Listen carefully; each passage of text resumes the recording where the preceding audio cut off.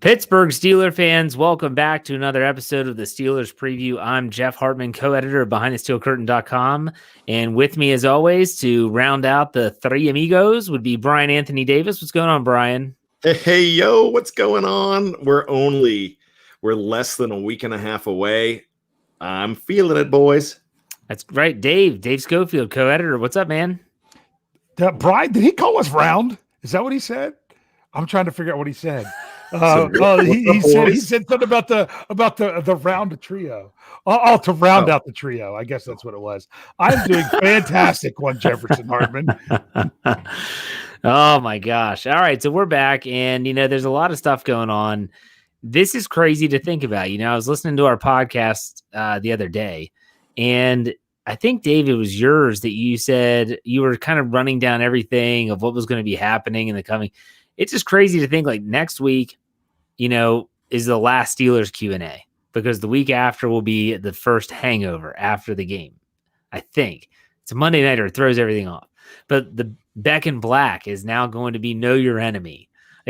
We're here. Like, it's not just like on the, that's it. We're getting there. We're here. This is the last preview that we won't be previewing an upcoming game. Bryan, what has been the most difficult thing of this offseason for you? Like Tom Petty says, the waiting is the hardest part. Not just the waiting, but just the fact that there just seems to be no news, nothing going on. They're in a bubble. It's like you're waiting to hear from space what's happening. They're all partying, floating, drinking Tang, eating crazy meals out of like tubes, and we're like, hey, what's going on up there? Like, hey, they're coming. I think they're gonna step foot on the moon, and you're just waiting for everything. So I just can't wait until the embargo is lifted on news, and we just know so much more. The lack of news has been frustrating, and we'll get into that in a second. Dave, what about you? What's been the most difficult thing of this offseason? And that's not just training camp. That's just this off. It's been crazy, but go ahead. Yeah, well, first of all, I wasn't sure if Bryan was going to say the wait was almost over, or if he was going to be free falling or having his last dance with Mary Jane. I wasn't sure what was going to come out of his mouth. I haven't had my first dance with Mary Jane, so but it has been a long, crazy off season. It hasn't helped that one Jefferson Bartholomew Hartman had stepped away for a couple months, which really made it a crazy off season here at BTSC. That's on me. That's my bad. But what's great is that is just another example of part of life coming back to normal. It seems normal to have the three of us here on this Thursday night show. Nothing against Michael Beck. He did a fantastic job. But now he splits this night instead, going on Wednesdays and Fridays. So it's almost here. It's crazy. It seems like it's been forever, but at the same time, it's one of those things that you felt was so far off. When it finally gets here, you're like, I can't believe it's actually here. It seemed like we would never be there. But we are 2 days away from knowing who the initial 53 members of the Pittsburgh Steelers are and things like that. It's just, I can't get over how excited I am that the wait is over. But not only that, in 1 week, when we're doing the Steelers preview, talking about the Giants, there will be an actual regular season NFL game on television. I know. I'm going to be watching it. The Chiefs and the Texans will be kicking off the season next Thursday. That still blows my mind. I'm excited. I'm ready for it. I said this on a couple other podcasts. This offseason felt like it was forever, but it wasn't forever for football. It was different, but everything has been on schedule. Yes, training camp looks different. It's not the same. It's not at St. Vincent. It's different, but the start date is still the start date, and they have not changed that once. This isn't the NHL. We're going to shut things down 2 months later. Okay, now we're going to come back. Then we're going to go to a bubble. The NBA did the same thing. And then when we get out of the bubble, we're going to do all this stuff. It hasn't been that way. It just has been crazy in terms of it's a long and windy road. But for the NFL, it's been the same duration for an offseason. And I think that fans, this is the first sport that is going to come back on schedule. And so I think there's a lot of pressure on the NFL because they're going to follow protocols and they're going to do all the right stuff at the best of their ability. But at the same time, I think that it's seriously a situation where this is a really good chance for normalcy, like Dave said, a little bit of normalcy in a life that's been pretty upside down for the last 6 or so months. So I'm excited. I know you guys are excited. I do want to mention before we get into the nitty gritty of this show that I really hope that everyone listening, whether you're watching live on YouTube or I hope you follow us on our audio platform. There's so much more out there that we're not providing on just YouTube. And there's a lot of reasons why. One of them being that I can record my Let's Ride Monday, Wednesday, Friday morning show whenever. I can do it at 12 o'clock at lunch. I can do it when I get home from work or when I get done with work. There's a lot of options. Whereas this, you always have to be on at a certain time. It's just different. It's live. We wanted it to be different. So make sure you follow us wherever you get your podcast. That's Spotify, Google Play, Stitcher, Anchor, Pandora, iTunes. I think we said that 55% or so watch or listen on iTunes. We also ask if you're on iTunes to give us a 5-star rating and to leave us a good comment. And I said 2 weeks ago, if you leave us a good comment, I'll read it on this show live. And so we have some new ones. I want to read them. I'm not sure if I read this one last week or not, but if not, I'll read it again because he provides all the music for our shows. It's the Jerry Cherry Band. He gave us a 5-star rating and said, I've been listening to them for a few years now. The number one stop for all your Steelers news. We're talking real Steelers passion. Thank you very much for not only the music, but the good comment. Jeff Crowell says, one stop for all things Steelers news. He said, while information about the Steelers is being spoon-fed to us through the quarantine, BTSC has been the trusted place for all the news and opinions I want. It feels like a virtual family of Steeler fans from around the world. The hosts have a good time with their varied opinions, and you can be a part of the conversation. All the hosts have great personalities and insight. I do miss Lance Williams. Nation, take care of the nation. Thank you, Jeff, for that comment. And last, Dan Leonard writes, he gives a 5-star. He says, excellent Steelers podcast. This isn't just one high-quality show. You get 2 shows a day during and after the NFL season. Each show is a bit different, from game previews and recaps to news, stats, analysis, and commentary. I don't watch on YouTube, but listeners can also interact live with the hosts. This feed has come a long way from its Blog Talk Radio days. Every host has good microphones, so the audio quality is very good. This is a must listen for hardcore Steeler fans that want comprehensive analysis of their favorite team from knowledgeable and passionate hosts. Thank you, Dan. Wow, Dan, thank you. Man. Makes you feel good.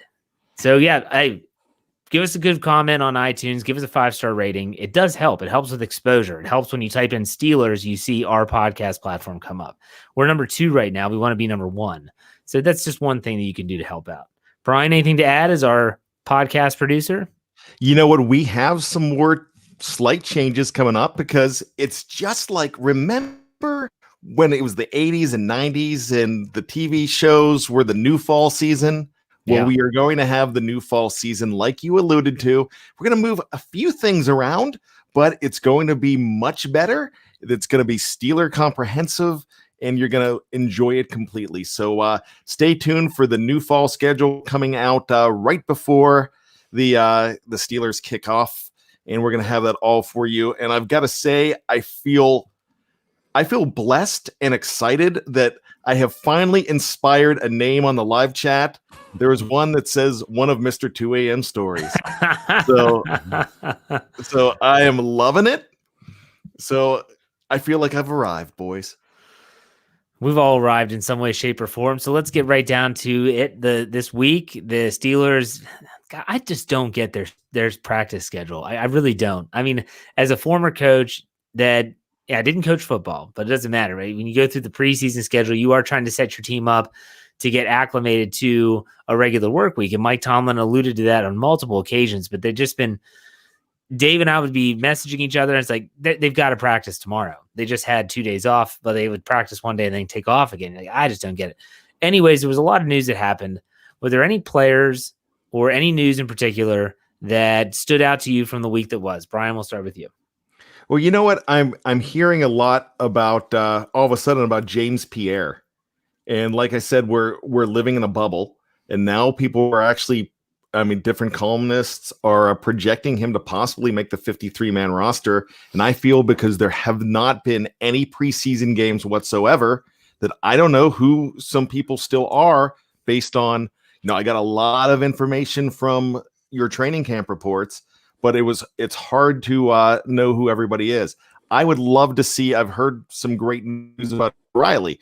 Know a little bit more about Riley, but didn't get a chance to see him. So I can't wait to see these guys, but you're hearing news about different players, but it just seems for the last week, hardly any news. No news is good news, some will say. Dave, what about you? Yeah, it was tough when the Steelers had been taking so many days off. Like, I was surprised when they took off Saturday and Sunday. And then I was looking to do a field trip with my kids, like just before school started. And I had to try to squeeze it in this week. And I'm like, oh, man, I'd rather go on Thursday because there's no way the Steelers are going to have an off day on Tuesday. And unfortunately, the only time I could do it was Tuesday. And what do you know? I find out it's an off day. There's no way I thought they'd take 2 days off, come back for one, and then have another off day. But it did make sense that they're trying to simulate the week, like it's a game week, even though there's no game this weekend. No idea what practice or anything's going to look like over the weekend. The Steelers don't usually practice on cut down day, right? They usually just have meetings in the morning and stuff. Yeah. If I recall. And then Sunday, it's kind of tough to run a practice when you don't have a signed practice squad yet.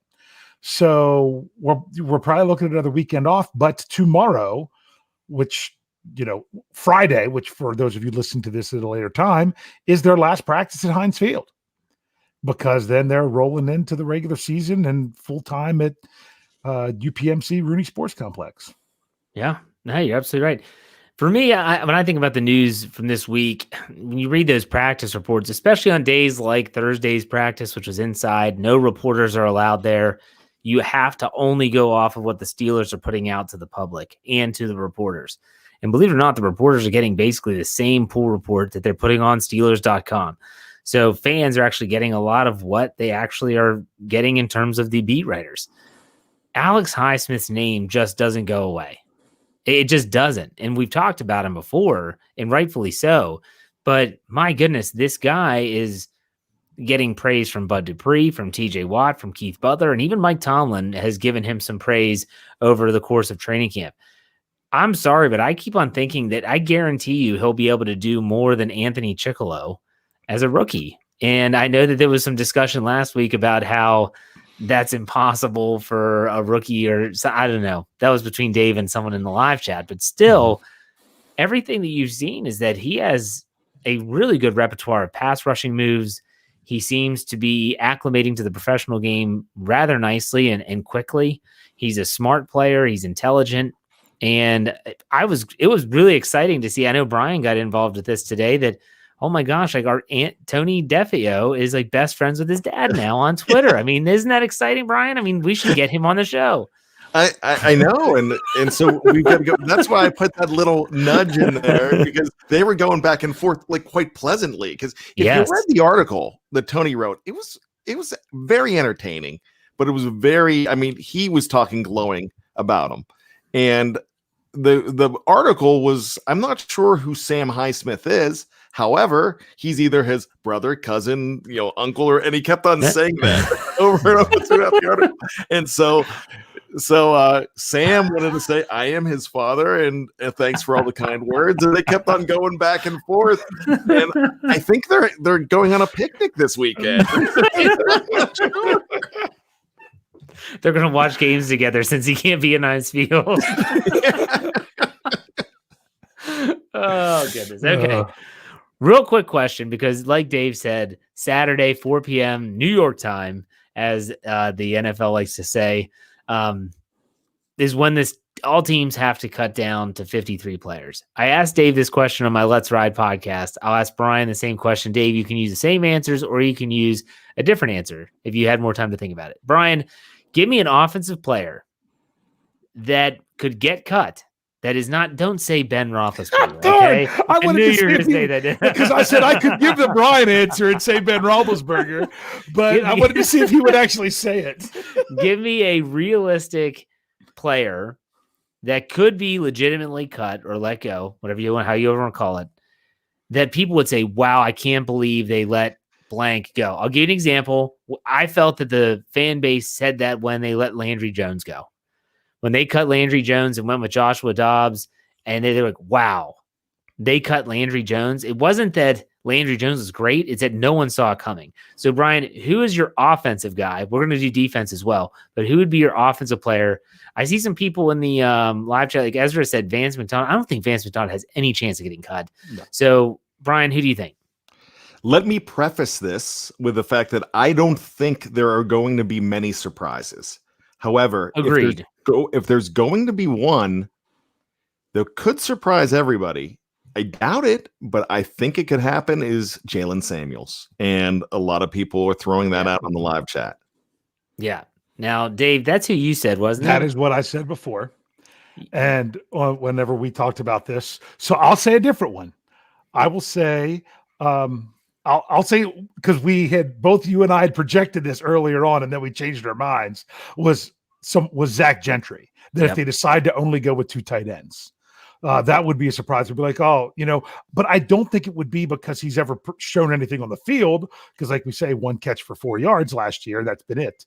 So that I don't know if that really fits it. That's why I had picked Samuels before. Yeah. My answer on the podcast, and someone had just said it, a couple guys did on the live chat, was actually Ryan Switzer. And it's not that I think the fans would kind of be elated. A lot of fans would kind of rejoice when at the news. I still think there would be that shock factor of, wow, I can't believe they cut Ben's boy. Because that's what it comes down to. Like, that's what I think the fan base really hates about Ryan Switzer is they don't feel like he deserves the roster spot. They feel like he only has it because he's good friends with Roethlisberger. I don't necessarily agree with that, but that's definitely the sentiment that you see in the comment section at BehindTheSteelCurtain.com, on Twitter all the time. It's out there. I think that if the Steelers came out and they said, we're going to keep Ray McCloud instead of Ryan Switzer, not only would that be the headline of the article, but man, wouldn't that be surprising to you, Bryan, if Switzer gets let go? Yeah, I really would be. I would be shocked if it happened. Yeah. Okay, let's go to defense. Dave, we'll start with you. Name a defender that fan base would say, wow, I did not think this guy was going to get cut. I really like the answer I gave before to you earlier. And that is because it's someone that a lot of people are thinking could really do something this year, but you really haven't heard anything about. And that is Isaiah Buggs. That would really be surprising if he didn't make it. So I don't want to ruin all the answers from the other thing that we're doing, but that would be really surprising. I thought that was a good answer. Okay. What about you, Bryan? What's yours? I'm looking for a shield before I do this because I'm going to get annihilated here. This is not a prediction. This would be a shock to me. I'm going to say Mike Hilton. What? Really? John Trent said it too. There's no way you offer someone a second round tender and then don't have them make the team. I'm just saying. I mean, it's easy to throw out McCullers. It's easy to throw out guys like this. But I'm saying that would be a shock. Okay. And but we also said realistic. You have guys to put in his place. Okay. You've got Cam Sutton there. Things can happen. I see them letting him walk at the end of the season, but yeah, that would be, he would be more likely to be traded rather than just flat up cut. I would be shocked if he got traded. You asked for a shock. That would be a shock. Okay. Did I say it's not a prediction? That would be a shock. Absolutely would be a shock. And could I answer Ryan Kellerman and say, high on life, baby? High on life. That's what I'm on. I can't remember who I said in our podcast earlier today, Dave. I think I went with maybe McCullers. No? Who did I say? No. You went with Brooks. That's right, Antoine Brooks, the rookie. Yep. They don't like to cut rookies, even though he's a 6th round draft pick. They like to keep it. To me, if you cut a rookie, you're basically saying we messed up. Like, we really messed up. If it's a 7th round guy, that's one thing. I would also be shocked though if McCullers goes for similar reasons to Switzer. Because the guy just hangs around. Hey, he's like that. He's like that friend that's just always there. You never really invite him anywhere, but he's always there. Like, he finds his way to these parties. Like, how did you get here? We didn't invite you here. That's Dan McCullers with the Steelers. Like, he's just always there. He doesn't. Next thing you know, he's on your couch. He's using up your Netflix account and freaking out your wife. Oh my gosh. Quick sidebar. Okay, I was in a fraternity in college and we had this guy that just graduated and he just would not let it go. Like you just got to let it go eventually, the fraternity part and the brotherhood. And he was always at our house, always on our couch. And we would come out of our rooms and go out into dude, why are you still here? Like, what are you doing? Like, that's Dan McCullers. Like, I feel like at some point people are going to say, how is this guy here? It's like Kramer. I don't even work here. Yeah. It's like Kramer where it's like Willie Mays Hayes on Major League when they take him out of camp and he's in his pajamas and he sits up and goes, shoot, I've been cut already. All right. Last question about cut down day before we move on. I think that the Steelers, if they're going to make moves, are going to be to potentially pick up other discarded players from other teams. They've done it before. They go down to 53 and everyone's like, yes, my guy made it. Let's say it's a Tuzar Skipper. Tuzar Skipper made the roster. Next thing you know, 3 hours later, and the Steelers make a transaction. They release Tuzar Skipper to make space for that person on the 53. It happens. It happens more often than not. So over under 1.5 transactions made after they cut down to 53. What are you taking? Dave, we'll start with you. So just to clarify, these are transactions that are dealing with a 53-man roster. We're not talking practice squad, anything like No, that. right. No practice squad. They're signing them to the 53. I'm taking 1.5. I'm taking the under. I'm taking the 1. So you think, okay. It's going to either have a 1 or none. I gave you the app with the half there. So you took 1. All right. What about you, Brian? Let's go 2. Let's just go over. I don't mind being wrong.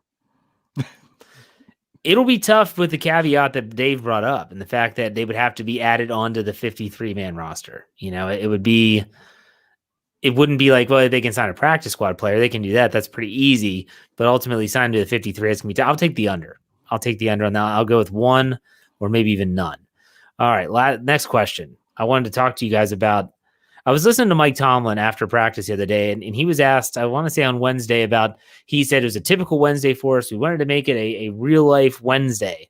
And he said, they asked him if he's been scouting the Giants. Have you been working on stuff for the New York Giants? Have you moved on to week 1?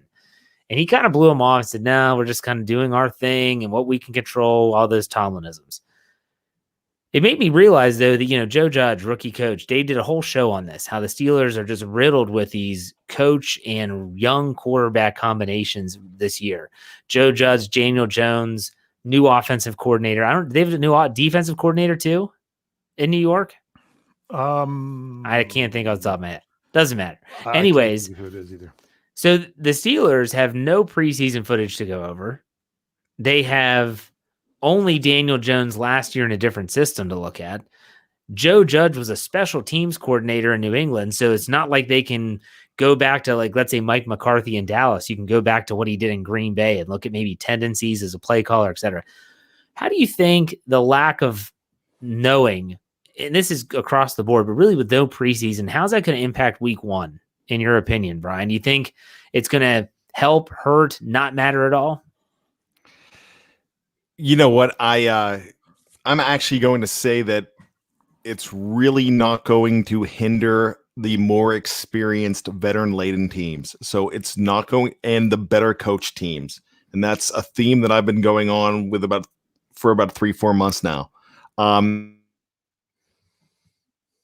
I just don't think that having preseason games is going to kill the Steelers. Not having preseason games is going to hurt the Steelers as much. Scouting the same way. I just think the Giants are trying to put something together quick, and even though you can't scout them, you still know what Daniel Jones is. You still know who Saquon Barkley is. You understand that, and they're just trying to piece a system together pretty darn quick because COVID took away your minicamp. They took practices away. They took everything away except for this preseason. So I'm going to say it's not going to matter to a very good coaching staff and an experienced team. Dave, what are your thoughts on that?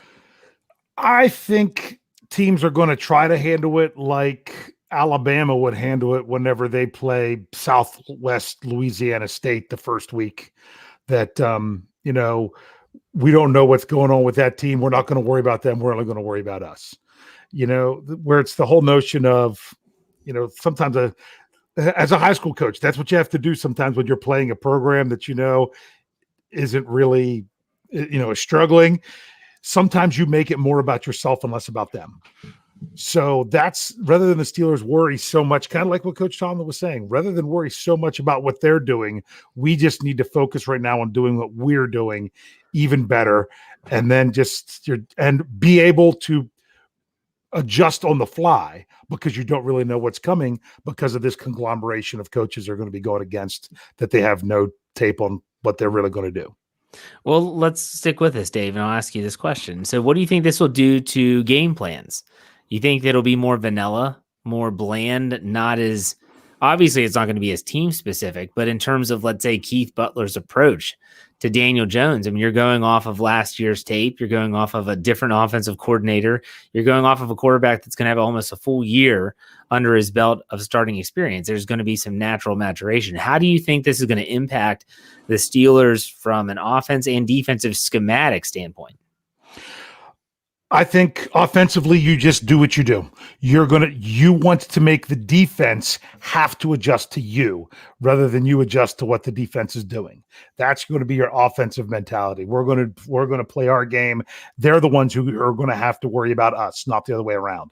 On defense, you can look at like Daniel Jones and his tendencies, but you're not going to be able to sit back and do the thing where, they're in this formation with this personnel grouping, we should expect this play. You're not going to be able to try to do anything like that. You're just going to have to say, I've got to go out and play football and play better than them, which for a good veteran team, I think gives the Steelers an advantage to just say, hey, we're going to line up opposite of you and we're just going to outplay you. Bryan, do you agree or disagree? I agree completely with Dave Schofield. There you go. Good. Last question here before we take our first break. This is something Dave brought up right before we go on the air. In this crazy COVID world, there is a chance and there is a probability that teams are going to have to deal with people that are testing positive and have to miss a game, potentially more than a game, depending on all the protocols that they're going to be doing. Coaches go into that as well. And so, Dave, did you say you got this question on Tuesday? Yeah, I got the question on StatGeek on Tuesday. Why don't you go ahead? Donald Nolan brought it up. It was a really good one. He said, okay, what if we lose head coach Mike Tomlin? Who's going to be your interim head coach?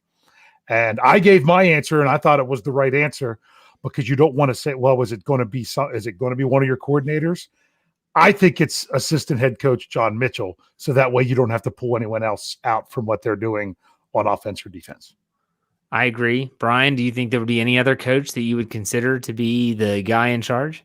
Danny Smith Jr. No. Is he a junior? Is he really a junior? Yes, Danny Smith Jr. God bless. What's his middle name, Bryan? Come on, that's what we need. Ezra got it right, though. Ezra got it right. He said Ben. Yeah, you know what? I am fairly certain, Ezra. You'll have to tell me if I'm right, Ezra. I think he gave the same answer on Tuesday. Someone said it on Tuesday, and I'm going to give credit to that. No, it's John Mitchell all the way. Is it bad that when I see like James Caldwell say Mike Mitchell, I think Mike Mitchell? I'm like, why would they bring back Mike Mitchell? No! Nobody wants Mike Mitchell back. My all-time least favorite Steeler. Is it really? Yes. All-time least favorite Steeler. What was it that you hated so much about him? One, I mean, he was a hitter. He wasn't a tackler, couldn't cover, and he was a wang. He was kind of a jerk. And when he went up before the Jacksonville playoff game and was mouthing off outside of their locker room, giving them fuel, that ticked me off completely. You don't do that. He talked so much smack that he could not back it up. I got to ask Dave, who's your least favorite Steeler of all time now? Oh my! I was thinking of. I'll go. Let's see. I'll go with Bryan's favorite all-time Steeler. Let's go with no, I was going to say Senquez Golson because of all the playing time he got. But no, I don't. I'm least favorite. Like even it's easy to say it now. Like right now, Mr. Third and Fifth would be an easy answer because of all the just of his personality. But no, when he was playing with the Steelers, I loved him. You know what I'm saying? So it's really when these guys are wearing black and gold, I can't think of anyone that really wasn't my guy. I mean, I might have to take some more time to think about that one. I'm with you there, Dave. It's tough for me to think of someone that I really didn't. I mean, I root for everyone. Like I'm sure Bryan rooted for Mike Mitchell to make plays because he's a Steeler, but at the same time, and I don't have a second.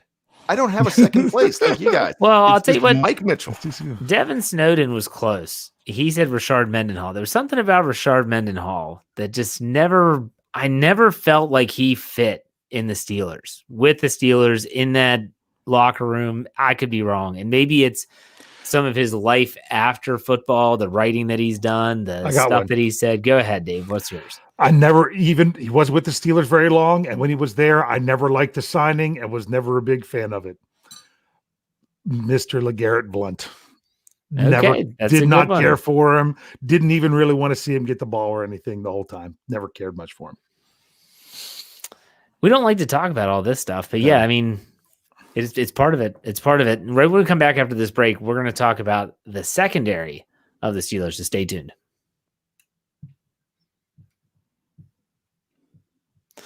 And we're back to part 2 of the Steelers preview. I'm Jeff Hartman, joined by Bryan Anthony Davis and Dave Schofield. And here we are talking about I can't believe I'm about to say this, the strength of the Steelers defense, the secondary. When was the last time any Steeler fan could say this secondary might be one of the best in the NFL? I mean, seriously, think about it. Dave, when was the last time someone could say that's a Steeler fan? The last time they could say that was when they had someone with the long, flowing, black, wavy hair flying around and jumping over the offensive line to sack quarterbacks with perfectly timed execution of the snap. Since then, you've never been close to being able to say that. You're right. I mean, I'm not saying they were then, but I'm saying they were at least in the discussion. No, absolutely. Bryan, do you agree with him that that's the last time? 08, 09? You know what? Much as I love that secondary, I actually thought the Woodson Lake years were pretty darn special too. So I would probably go back to circa 94. So who rounded out that secondary? That would have been Woodson, Lake, Perry. Darren Perry was there. So you had Perry and Lake safeties. At safeties, and was it Willie Williams? Was Willie Williams there? He would have been before he came back at the end of his career. Chad Scott wasn't there until 97. TA Digital. So I would probably say about 94, but I guess Willie Williams. I know Tim McKyer was there, but he was a depth piece. He wasn't a starter. I guess when I think about the 19, I can't remember who the corner was. Think about it. You'll think of it. You'll figure it out. 2008, 2009 that Dave brought up, the safety tandem of Clark and Polamalu was tremendous. I guess I just never was sold on the cornerbacks though. I mean, McFadden was okay. Willie Gay was good in the slot, and Ike Taylor. Well, I mean, he's a fan of the show. You guys got to talk to him and all that. I'm not saying anything about that. I guess if I'm comparing it to this one, if I take away the Super Bowl victory, which that's ridiculous to say, Steven Nelson and Joe Haden, I probably would take them over Ike Taylor and Bryant McFadden. The question is Minkah Fitzpatrick that good at safety? This is a debate that we can continue. Did you find it, Bryan? Not yet. I have not. I'm still looking. Okay. All right. So let's go ahead, even Dave. like you were saying, well, I wasn't really sold on, and you name one of the four. How many Steeler fans are saying the same thing right now about Terrell Edmunds? You know, it's really hard for you to get the four positions all together. I'm not saying they're correct or not. You're right. But that's exactly what you're always going to get. Whoever's going to be the weakest guy, you're always going to be like, I don't know about him. So who is the weakest guy in the 08-09 secondary? Deshae? Now, Deshae was no longer a starter at that point. No, he was like the dime backer. Yes. He was your nickel dime guy. He was your slot guy, I guess. I don't know. We'll see. I have that answer, by the way. What is the answer? Deion Figures started 15 games in 1994. We got it in there thanks to, who was that? Douglas Gardner had that in there. Yep. Douglas got it. Douglas got it. Okay. Let's talk about this secondary a little bit. Let's talk about how the fact that we're even having this discussion of potentially being one of the best secondaries in the Mike Tomlin era, though maybe one of the last times Steeler fans could kind of hang their hat on a secondary and say, yeah, we actually have a good one now. Who's the one player in the secondary that's all across the secondary that, in your opinion, is irreplaceable? That if you miss this guy, everything else is going to fall apart. Bryan, we'll start with you. There's a really easy answer, and I'm not even going to take it. I'm going to go. My brain is thinking a different way, and it's actually going to. I mean, of course, everybody's going to say safety. I'm going to go with the corner here, and I think right now it's Steven Nelson. Okay, why? I just feel like when he came along, it allowed Joe Haden not to have to be the shutdown corner facing the number one guys as much. You just had more balance to those corners. And I really think Steven Nelson will come down in Steeler history as one of the top 5 free agent acquisitions of all time. Yeah, it definitely looks that way. What about you, Dave? What do you think? I'm going to take the obvious one. It's because it's the right answer. It's Minkah Fitzpatrick. And the reason that it's Minkah is it's all about what else you have. And the reason it's Minkah and not one of the corners is because you really have to pick between one of the two corners because they're both that good and that solid. So could you still get by with just one of the corners? I think the Steelers really do have some depth there. And the answer to the depth for 3 of these 4 positions, I believe, is Cam Sutton. I mean, really, you could say 4 out of the 5 if you're also talking about, the playing the nickel corner. So, because I think he's going to be the main backup at free safety as well. But I also think he's a little bit stronger at corner, and he would have another strong corner that he'd be playing across from. You're going to see the biggest fall off from Minkah Fitzpatrick if he were not in the lineup. It's just the way it is. And it's not saying that Minkah is that much better than Joe Haden or Minkah is that much better than Steven Nelson. It's just based on the entire team and the entire squad. I agree with Dave. I think it's Minkah Fitzpatrick, but the one thing I want to add to his argument, if you want to put it that way, is think back to pre-Minkah Fitzpatrick. You go back to 2018 if you want. How many times did we as the fans, you're sitting there watching the game, they've got the high camera angle, and it looks like the Steelers defense is running a Chinese fire drill, and they're just like, you're supposed to be there. How many times did we see it? And I remember sitting there on the couch like, oh my gosh, they don't know what they're doing. There's people uncovered. There's people that aren't even, they're just totally clueless right now in the secondary. They're motioning someone, no, you need to be on the other side of the field, or you need to be off the field. It was a giant cluster F. You know what I'm saying? Minkah Fitzpatrick. Steelers, 2016, opening Thursday yes. night. Minkah Fitzpatrick comes in the first game that he's there at the San Francisco 49ers in week 3. And it just seemed like from that moment on, everything calmed down. And you cannot convince me that he wasn't 99% of that happening. Minkah Fitzpatrick, one of his best attributes is his intelligence. He is ridiculously smart. He knows not only where he's supposed to be, but where everyone is supposed to be. And so pre-snap, he's the one that's directing traffic. Get rid of Minkah Fitzpatrick, get ready for the Chinese fire drill again. Because although it's going to be better because you think Steven Nelson will be in year 2, Terrell Edmunds going into year 3, Joe Haden's a veteran, I say that, but yet we saw it before they brought in Minkah Fitzpatrick. So I think it's Fitzpatrick by a mile. I understand why Bryan went with Nelson. he's trying to give a different answer so that we're not all saying the same thing. And so it is what it is. Before I forget, Derek Sessions gives us $5. Put that on the screen in the tip jar. We appreciate that, Derek. Thank you very much. Can I bring up his next comment? Because I think it's probably what he wanted to put with it. We have to give Mike Tomlin that one. Yes. Yeah. All right, here we go. Derek says we have to give Mike Tomlin his credit for re-imaging this defense. I think I read that correctly, into his image in only 3 years. How much credit do you give Mike Tomlin for the changing of this defense? I mean, you think about the bold moves. We'll put it that way. Let's talk about bold moves made by the organization. Steven Nelson, the highest paid free agent acquisition in team history, seemed to pay off. Trading up 10 spots to get Devin Bush seemed to pay off. Trading a first-round draft pick to get Minkah Fitzpatrick from the Miami Dolphins seemed to pay off. How much credit do you give Mike Tomlin in doing all that stuff? Bryan, we'll go with you.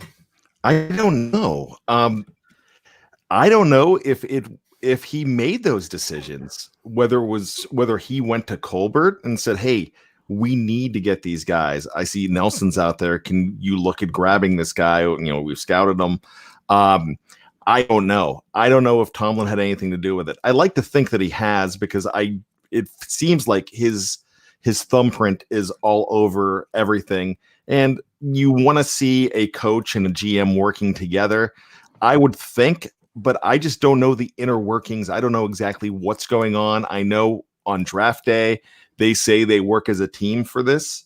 So probably that's the best answer I could give. Dave, what do you think? Yes, I'm going to give Mike Tomlin a lot of credit. That was great. But no, you're right. And I see it in the live chat. It is the cooperation, working together of coach and GM of Mike Tomlin and Kevin Colbert. It's because it's two sides of it. I mean, think about it. Minkah Fitzpatrick, part of the reason he was kind of excited about it too. Mike Tomlin still did his due diligence and met with him, knowing he wasn't going to be there for the Steelers in that draft, but got to know him then. Some of these guys are just finding they're realizing they're players they couldn't get in the draft, but maybe we can get them at another time.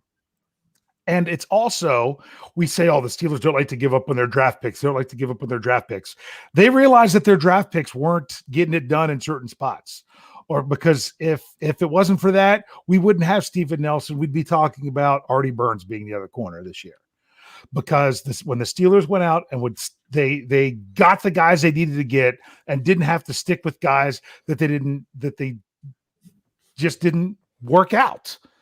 And it's a combination of both. They've drafted some of these guys they haven't hit every time, and they've gotten the guys that they've needed. And it's the both of them, in my opinion. I've been watching the live chat, and there's a lot of people that are bringing up Colbert's name, and Bryan mentioned his name as well. And I think that they are a team. I just don't think that there would ever be a situation where Kevin Colbert would go up to Art Rooney II's office, knock on the door, and say, I want to trade away a first-round draft pick for Minkah Fitzpatrick. And Art Rooney says, well, what does Mike think about this? I don't know. I didn't talk to him. Like that would never happen. Like never. If that happens, it's like with the New York Jets, with Adam Gase doing something stupid like he always does. Or down in Houston, trading away DeAndre Hopkins for a bag of popcorn. So, or how about Sashi Brown cutting Joe Hayden? There you go. Just yeah, out the of the blue, and yeah. Hugh Jackson was irate. But so I guarantee you, Mike Tomlin and Kevin Colbert, they're talking. Hey, what do you think about this? And Art Rooney spoke about the meeting they had. And he had to do a lot of pacing about giving up that first round pick, sending it to Miami for Minkah Fitzpatrick.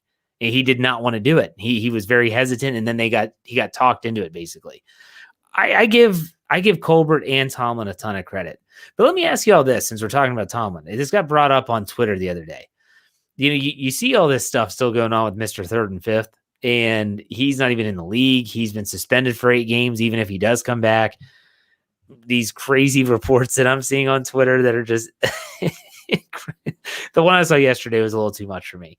But Le'Veon Bell's up in New York, and he's having beef with Adam Gase and his hamstrings and all that stuff. How much credit do you give Mike Tomlin for keeping that nut house kind of coned in, so to speak, for all those years and not letting it combust until it did in 2018? Bryan, what do you think? All the credit possible. I said this last year when those guys were gone and you had Duck Hodges at quarterback. I'm like, Mike Tomlin's the only guy that could keep this group to keep them, to get them 8-8. Better coaches, other coaches have had better teams and couldn't get to 8-8. Somebody else said that. Dave, you might have said that. I'm not sure who did, but Mike Tomlin did a tremendous job last year. In my mind, he was a coach of the year candidate. So when you look at the fact that you had AB, you had Juice, Le'Veon Bell, you had those guys, causing chaos. Well, more AB than Le'Veon Bell causing chaos. But when you had that and he kept it under wraps, he kept it as calm as possible so it didn't blow over into the media. That's a pretty big deal. He was able to keep a team together with, especially with a guy like AB trying to rip it apart because he wasn't happy. He wasn't getting the balls he needed to be. Managing egos. What about you, Dave? What do you think? All right. We heard about it for so long about, Mike Tomlin is not a good coach. He's so overrated. He had all this offensive talent and he wasted it away with no Super Bowls and blah, blah, blah. You know what he had? He had some Gummy Richards and some butt naked get robbed. I mean, think about it. These are the knuckleheads. He was, when I say that is when these guys, think of the stories of things beyond football since they moved on. And he managed to have them together and put together good seasons. The fact that it was just too much to get all the way to and win a championship, which I still think you got that other team that you had to worry about that whole time. But let's not go into that discussion.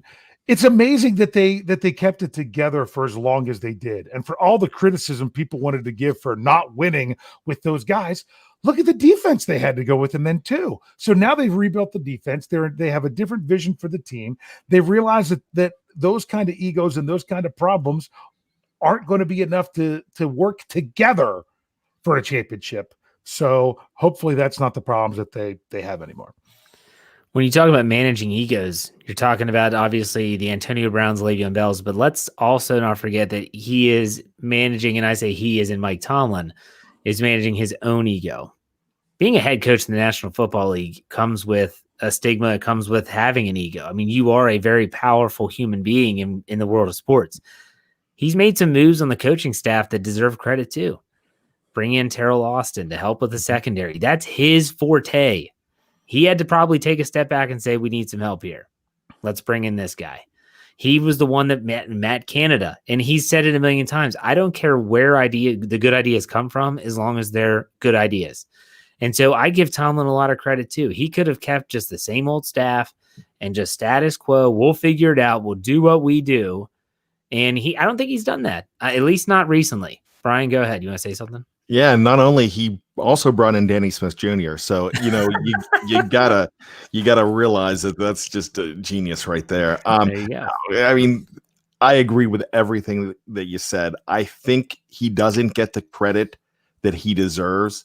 And I like to look back. I saw in the live chat, Just Me asked, why does he get all this criticism? Well, one of the reasons that I would say is go back in time and remember of all the criticism that Bill Cowher got. How in 1998 to 2000, everybody wanted him gone.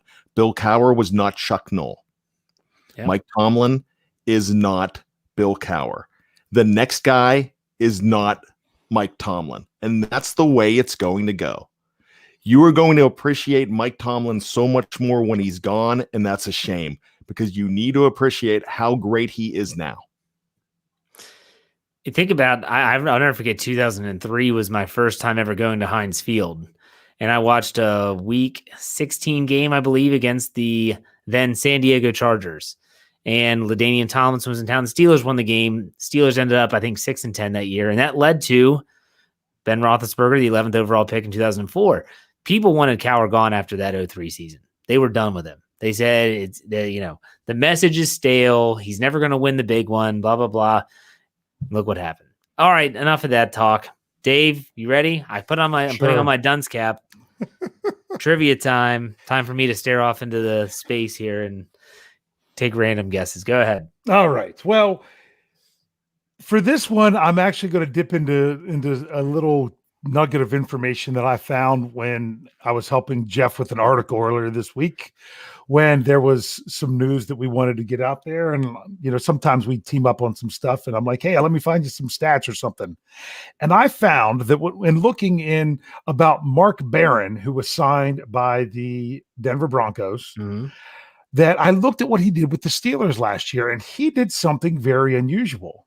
I know the answer. Yes, you should, because I wrote it in your article for you, that he played 750 defensive snaps and 0 special team snaps. You don't get that out of defenders. I was trying to go back and see, has there ever been a defender for the Steelers in recent history? I'd say recent history, because for like Pro Football Reference and places like that, you can't get snap counts before, 2012. 2012 is when they basically start a lot of that stuff. So there has not been a defender that played that many snaps and none on special teams. In fact, there's only been 2 that played more than 100 defensive snaps and did not play any on special teams. This is going to be impossible for you guys to get. So I'm really gonna lead you in with it, which this is really the pre-question. One of them was in 2017, was a defensive back that played played the nickel later in his career and played 266 snaps, but didn't play any on special teams. Is Bryan frozen or is he thinking? I'm thinking. I am just perplexed. Mm-hmm. So 2017 played, like I said, played defensive back, played in sub packages more than anything, and didn't play any on special teams. Sean Davis? No, because this was someone late in their career. Oh, late in their career. Mm-hmm. Cody Sensabaugh. That's a good guess, but that is not correct. And we lost Jefferson Hartman. Yes. So I guess Jeff is not going to do it, but I'm going to give credit to some people in the live chat. Ronan got it, and someone else got it sooner, but now it's Patrick Robinson got it. Jeff, did you have any idea? I didn't hear the question. Okay, I didn't know what, but we'll just say it was Willie Gay. That was going to be my guess. He played 266 defensive snaps, but didn't play on special teams. Here's one that's a little bit easier.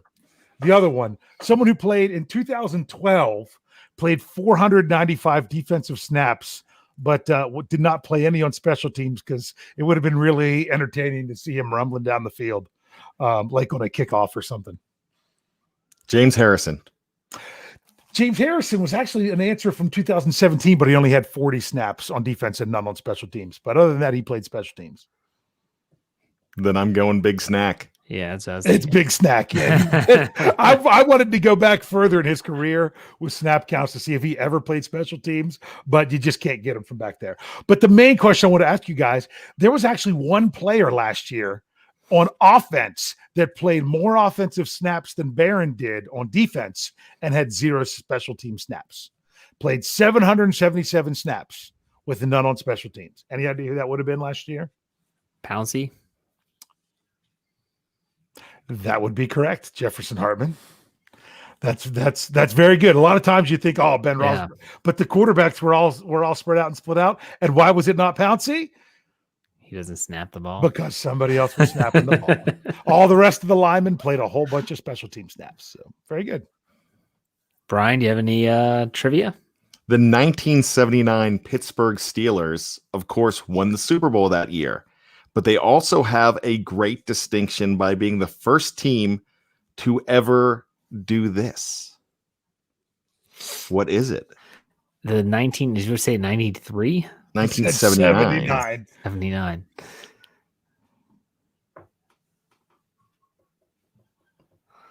I don't know. I was not yet 1 year old when that team was playing in the regular season and in the Super Bowl.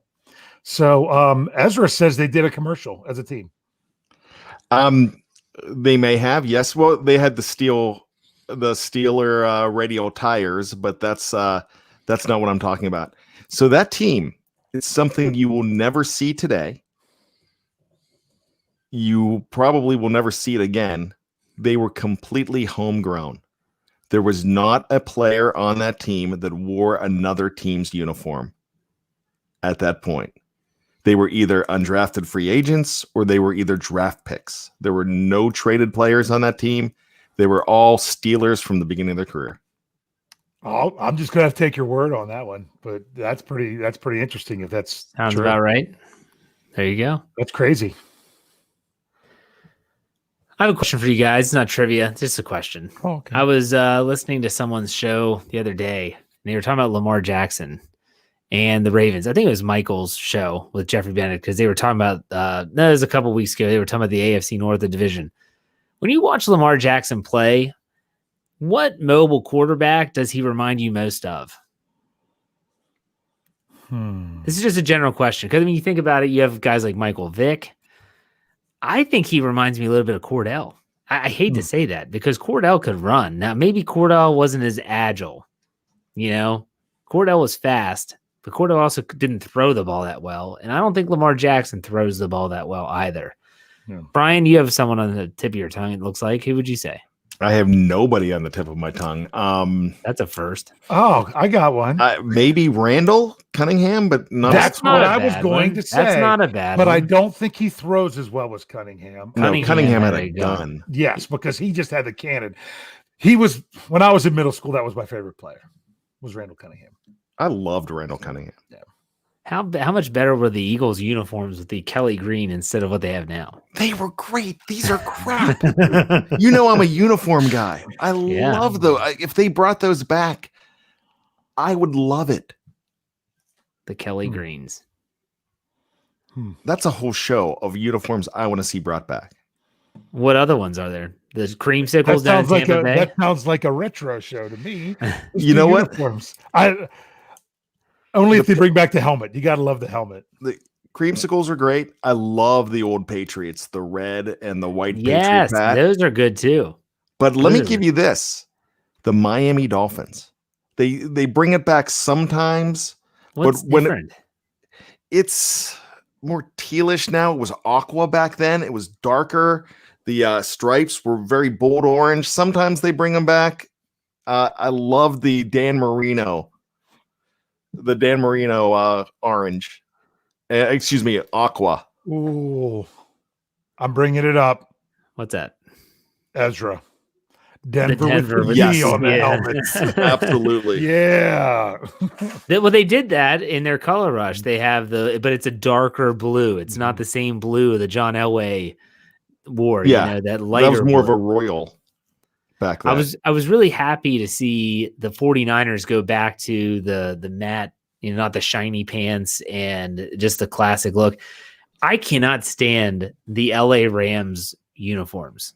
I think that the new ones, the helmets, they just look atrocious. It's such a classic look when you think back to the teams of the 70s, and they've ruined it. What's the color they call their white? It's not white. I'm not kidding. Bone. Ivory. Oh, bone. Bone. Yes. Dick Shiner. Dick Shiner. Boner from Growing Pains? I don't know. May you rest in peace. Any other uniforms that you would like to see, Bryan, be rejuvenated? I got to tell you, I really love I love all those answers. I like the 1983-84 the San Diego Charger uniforms.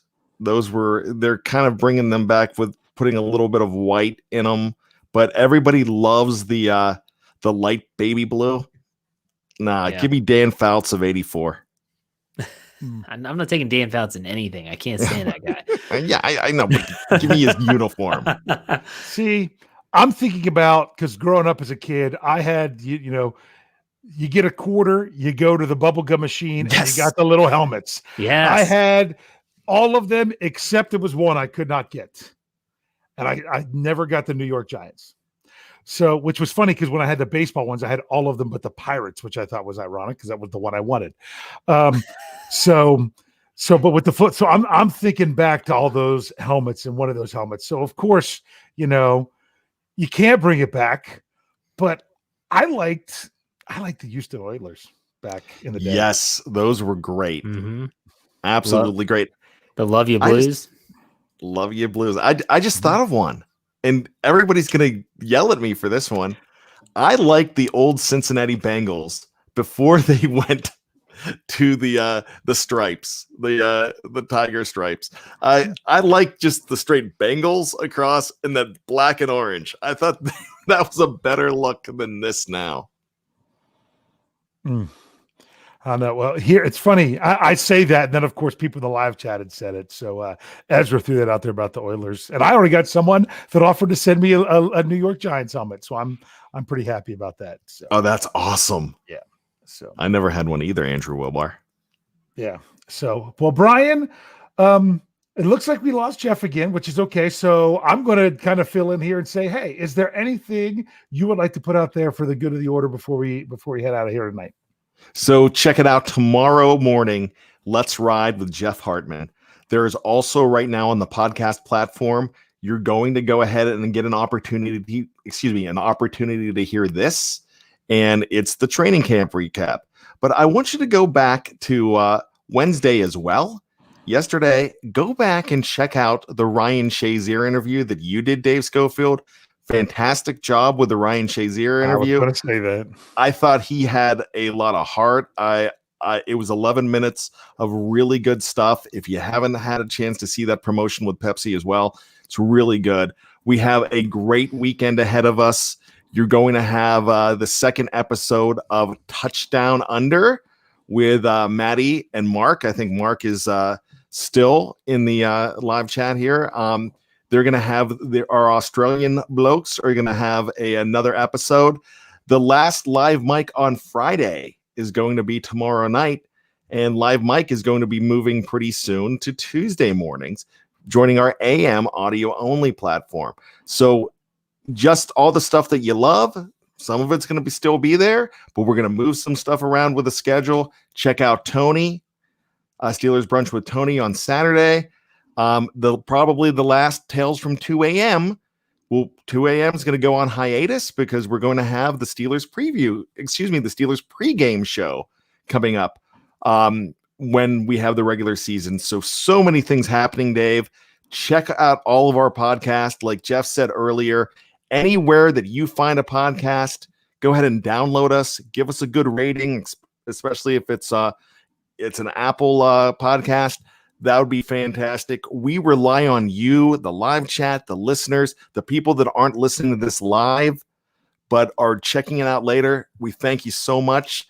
We survive because of you all, and we thrive because of you all. So thank you. Yes, and I want to also make sure, because we've got to talk about it's back. The contest is back. The BTSC Survivor.